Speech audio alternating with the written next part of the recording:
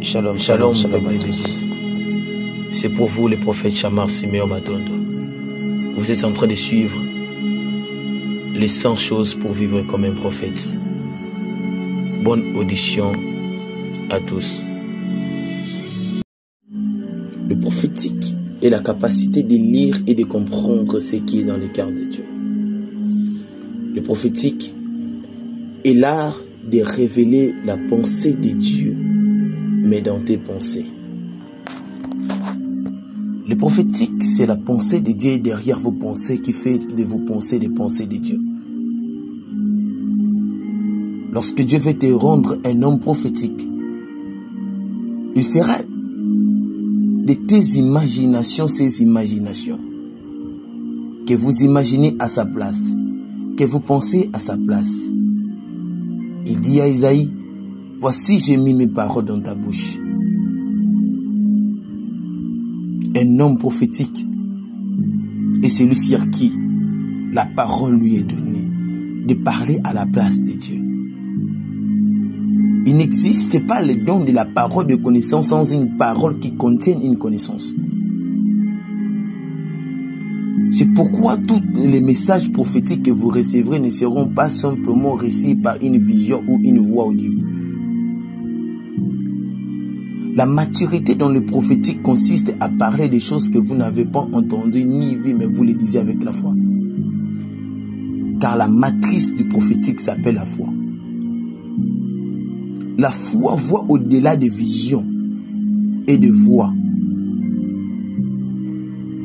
La foi est une ferme assurance des choses qu'on espère, une démonstration des choses qu'on ne voit pas. La manifestation du prophétique consiste à parler des choses dans lesquelles vous espérez mais que vous n'avez jamais vu ça. Parler à un homme de son numéro de téléphone que vous n'avez jamais vu, que vous n'avez jamais été en contact. Être sûr de détailler la vie passée de l'homme. Tout ce qu'il a fait, tout ce qu'il avait porté. Sans la foi, vous ne ferez absolument rien. Tous ceux qui reçoivent des visions diront que je vois. Tous ceux qui écoutent la voix diront toujours que j'entends. Mais ceux qui reçoivent ni des visions ni des visions diront aussi qu'ils voient. Parce que lorsque Dieu veut faire de toi un voyant, il ne te donnera pas une vision, mais il te donnera une foi. De dire des choses que vous n'avez pas vues par les yeux de l'esprit, mais avec les yeux de vos cœurs. C'est comme ça qu'il est écrit, qu'il illumine les yeux de vos cœurs, afin que vous sachiez quelle est l'espérance, parce que tout ce qu'on reçoit par les cœurs produit en nous l'espérance. Espère en ce que vous dites.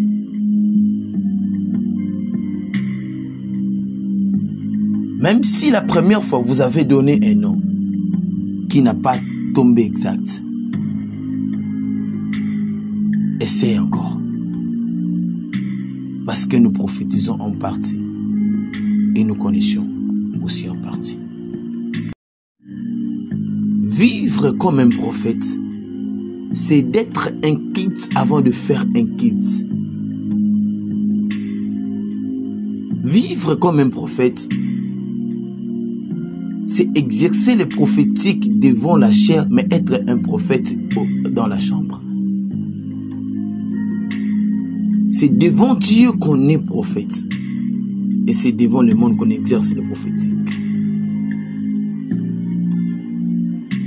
Ne pensez pas écouter la voix de Dieu devant le public si vous ne l'avez jamais écouté dans les secrets. C'est cette voix que vous écoutez dans la chambre que vous allez exploiter devant le public. N'osez jamais dire de la part de Dieu des choses que vous n'avez jamais entendues dans les secrets.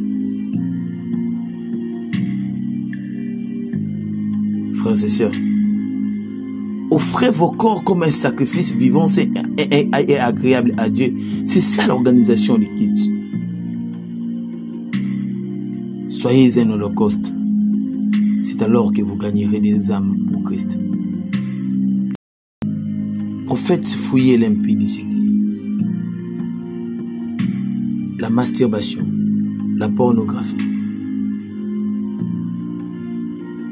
C'est tout ce qu'il faut pour que les diables détruisent tous les canaux par lesquels vous écoutez la voix de Dieu.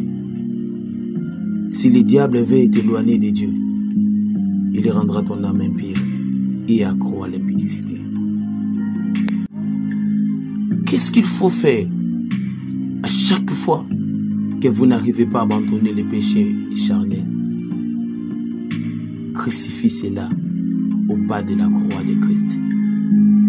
Ce ne sont pas par nos œuvres que nous sommes sauvés, mais c'est par Christ que nous sommes rachetés.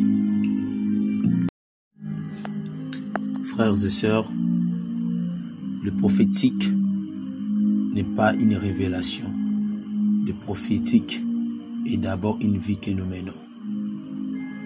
Vivre comme un homme prophétique, ce n'est pas vivre comme celui qui reçoit des visions et des messages prophétiques à chaque temps réel. Vivre comme un homme prophétique, c'est vivre dans les temps et dans les saisons. Vivre comme un homme prophétique, c'est vivre dans le quotidien du peuple. Le premier signe d'un homme prophétique n'est pas d'abord la capacité à écouter la voix et à révéler ce qu'il a entendu. Écouter la voix, même un païen peut écouter. Je vous signale bien que celui qui a reçu la vision de 7 ans de malheur et de 7 ans de bonheur n'était pas Joseph. Joseph n'a fait qu'interpréter, mais il n'a pas reçu la révélation. Dieu peut passer par les canaux d'un Nebuchadnezzar, d'un pharaon, pour parler à son peuple. Mais ce n'est pas ça ce qui fera de lui un prophète. Vivre comme un prophète, c'est vivre comme une solution pour son peuple. Par un prophète, Israël fut gardé, et par un prophète, Israël fut délivré. Quand Dieu veut élever une nation prophétique, il n'élève pas un prophète, mais il élève ceux qui arrivent à comprendre son besoin dans la saison. Dieu est un Dieu qui change de la nature à chaque saison. Il a été le Dieu d'Abraham comme un Jéhovah Jireh, le Dieu qui a pourvu à un agneau. Mais pour notre patriarche David, il était son berger. Pour Élie, il était celui qui l'a délivré entre les mains des prophètes de Baal. Chaque prophète dans la Bible n'avait pas la même définition de son Dieu. Nous pouvons tous servir le même Dieu, mais nous ne le vivons pas communément. C'est pourquoi il est important, chaque prophète, de savoir que ton appel sera toujours différent des autres. Les exploits qui t'ont aidé autrefois ne sont que des témoignages. Mais n'utilisez pas les anciens exploits comme un point faible à Dieu. Dieu n'écoute pas seulement les prières. Dieu n'est pas seulement celui qui bénit ou celui qui parle, mais il est un Dieu lié à sa volonté. David, il t'a sauvé entre les mains des lions et de l'ours. Mais cette fois-ci, le combat qui est devant toi, c'est un Goliath. Tu n'as plus besoin d'utiliser l'épée, mais tu as besoin d'utiliser la pierre qui est dans les champs. À chaque fois, prophète, que vous ne vivez plus les mêmes réalités passées, ne cherchez plus les dieux du passé, puisqu'il est le même, hier, aujourd'hui et éternellement. Il s'est présenté devant Moïse comme je suis. Il ne s'est plus jamais présenté comme celui qui était. À chaque fois que vous prierez à Dieu, ne pensez plus aux événements passés. Chaque saison, il y a une nouvelle onction. Et à chaque nouvelle onction, il y a une nouvelle manifestation de Dieu. Chaque nouvelle manifestation de Dieu, il y a un nouveau style de vivre avec Dieu. Le style peut être dans la prière, une autre façon de les chercher. Parce que s'il t'avait sauvé autrefois, au désert, entre les mains des lions et de l'ours, cette fois-ci, ça serait sur une montagne. Frères et sœurs, à chaque fois que vous ne vivez plus les dieux qui vous avaient parlé autrefois, qui vous a utilisé autrefois, dans plusieurs manifestations, ne les cherchez plus dans les tombeaux. Il est déjà ressuscité. N'allez plus dans les tombeaux. Sachez qu'il y a une nouvelle chose que vous devez apprendre de Dieu. Prophète, il n'y a pas une onction prophétique sans la compréhension de ta mission prophétique.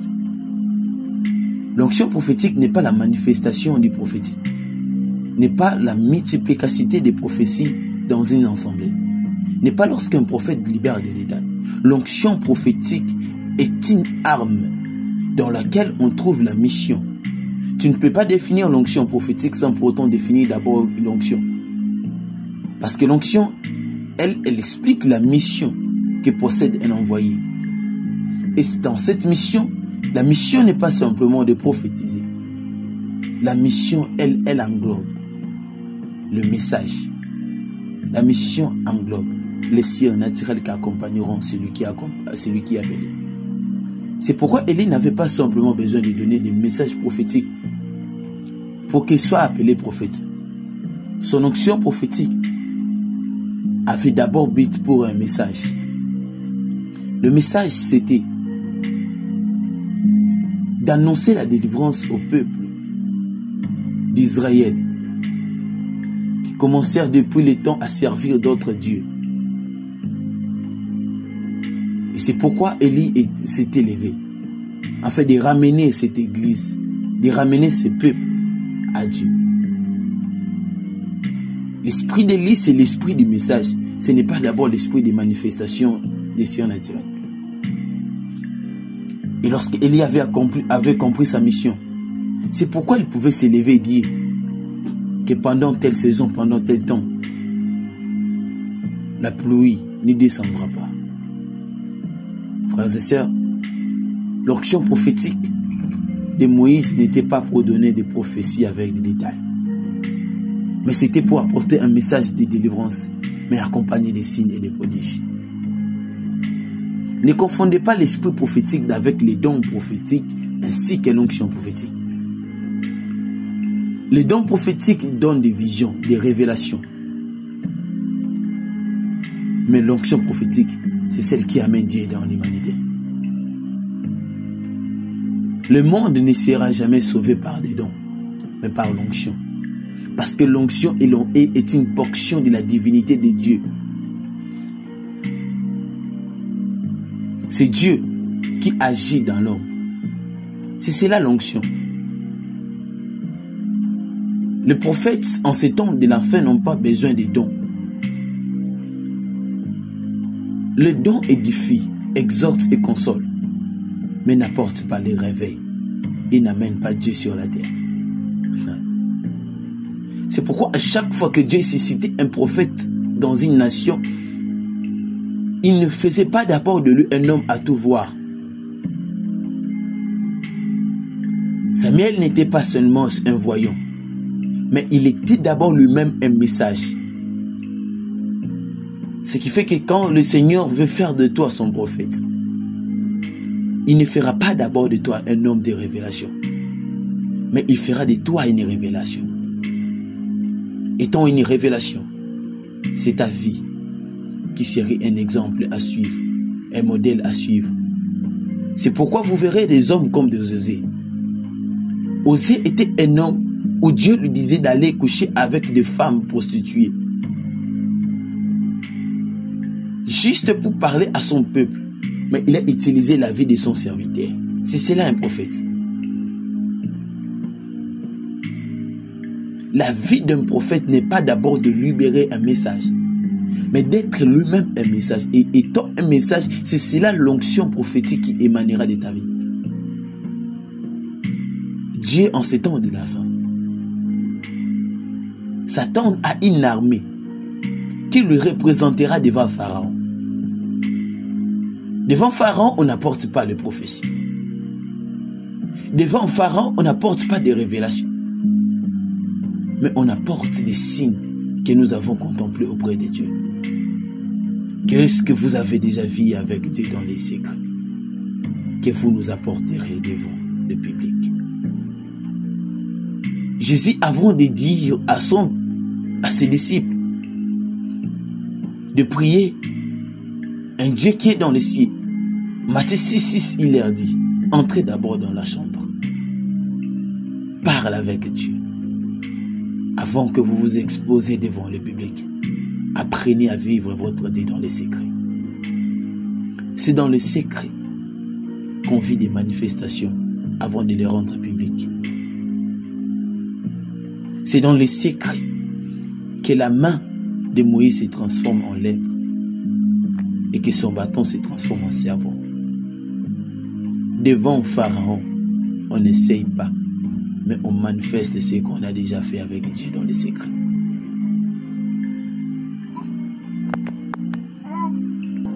En fait, cherche la face de Dieu plus que la manifestation des dons spirituels. Garde ta communion avec le Seigneur et sache-le qu'au-delà de ce que nous faisons, il y a une âme à sauver. Tu as une âme à sauver. Et cette âme ne sera pas sauvée par l'onction. L'onction sauvera ceux qui t'écoutent. C'est à qui vous êtes envoyé pour accomplir la mission. Mais ne soyez pas un jour comme Moïse, où le diable reviendra. Enfin, les chercher aussi à voler ton âme. Prophète, parce que la plupart des personnes pensent que la mission que nous accomplissions, c'est cela qui nous sauvera. Soyez un enfant auprès de Dieu, mais soyez un serviteur devant ton peuple. Car ton onction, c'est pour servir les autres, mais ce n'est pas pour pouvoir sauver ton âme. Marche dans la sanctification, car sans celle-ci, personne ne verra le Seigneur. C'était pour vous, le prophète Chama Simeon Matondo.